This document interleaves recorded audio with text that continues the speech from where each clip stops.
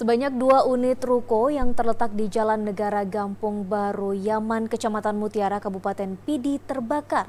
Dan kebakaran tersebut diperkirakan terjadi sekitar pukul 7 pagi. Dalam kebakaran tersebut, 4 unit damkar dikerahkan dan api berhasil dipadamkan 4 jam kemudian. 2 unit ruko terbakar di Gampong Baru Yaman, Kecamatan Mutiara, Kabupaten Pidi. Peristiwa ini terjadi tadi pagi sekitar pukul 7 waktu Indonesia Barat. Menurut informasi dari penjaga ruko, api berasal dari lantai bawah.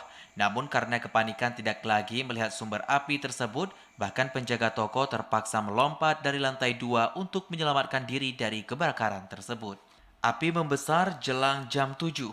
Dalam kepanikan, pemilik toko juga sempat menyelamatkan beberapa barang yang dibantu warga setempat. Untuk memadamkan api, 4 armada damkar dikerahkan. Pemadam kebakaran yang dibantu warga berjibaku memadamkan api agar tidak menjalar ke bangunan lainnya yang ada di lokasi kejadian. Akibat peristiwa ini juga sempat menimbulkan kemacetan lalu lintas karena banyak masyarakat yang datang ke lokasi kejadian hanya untuk menyaksikan peristiwa ini.